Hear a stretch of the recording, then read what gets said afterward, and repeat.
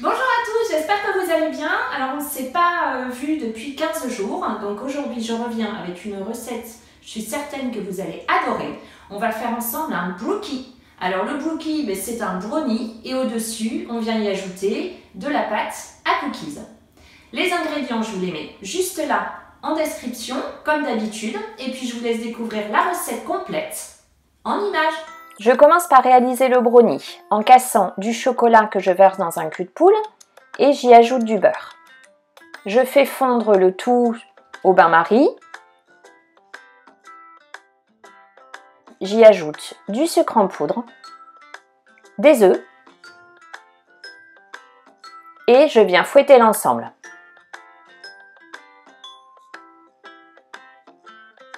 Quand tout est bien mélangé, j'ajoute de la poudre de noisette, de la farine, une pincée de sel, 2 pincées de cannelle et je mélange à nouveau.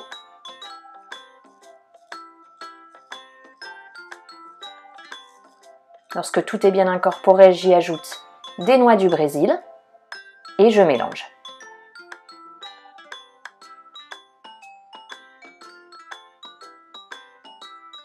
Je viens verser mon appareil dans un moule. Donc j'ai utilisé un moule carré. Je l'ai chemisé de papier sulfurisé et je l'ai bien beurré pour qu'on puisse bien le démouler après cuisson.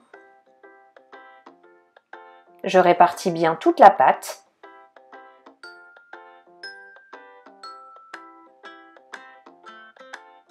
Et je mets de côté. Je vais maintenant réaliser la pâte à cookies en versant dans la cuve du robot du beurre, du sucre blond de canne et je commence à mélanger. Il faut que le beurre soit bien pommade et je peux réaliser la pâte sans robot.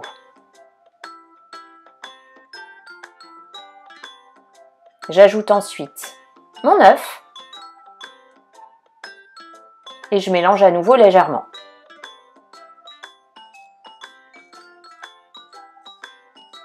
J'ajoute ensuite la farine,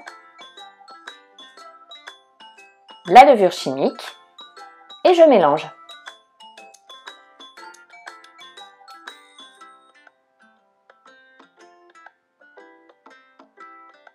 J'ajoute des pépites de chocolat et je mélange une dernière fois.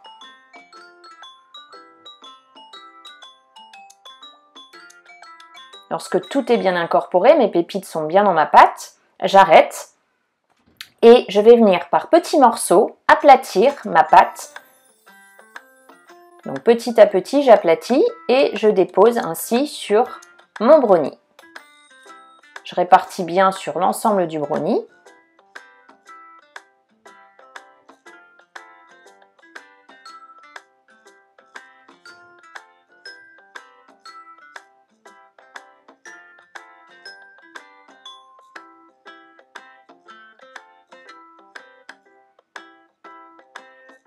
Et le tout part en cuisson dans un four préchauffé à 180 degrés pendant 25 minutes, à surveiller en fonction du four. Je laisse bien refroidir et il me reste à démouler. Le brownie est meilleur s'il se déguste froid. Donc là, moi, je l'ai découpé, il était encore un peu tiède, il n'était pas complètement froid, donc il est un peu coulant. Mais le mieux est vraiment de le laisser refroidir et de le conserver également au réfrigérateur. Il ne reste plus qu'à nous régaler. J'espère que la recette vous a plu. Si c'est le cas, pensez au petit pouce bleu. N'hésitez pas à vous abonner si ce n'est pas encore fait. Je voulais également vous annoncer qu'en ce moment, j'ai un petit peu de difficulté à faire des vidéos toutes les semaines. Donc, je n'en mettrai pas tous les mardis. Je vais essayer d'en faire une tous les 15 jours ou une toutes les 3 semaines. Je suis désolée, mais là, le rythme, je suis un petit peu au taquet. Donc, il y aura un peu moins de vidéos que d'habitude. Et puis, n'hésitez pas à partager vos créations par le hashtag #CandMargotPâtisse, dont vous me retrouvez sur Instagram et sur Facebook comme d'habitude. Et n'oubliez pas d'activer la petite cloche pour recevoir une notification dès que je publie une nouvelle recette. Mais je vous dis à très vite avec la prochaine recette.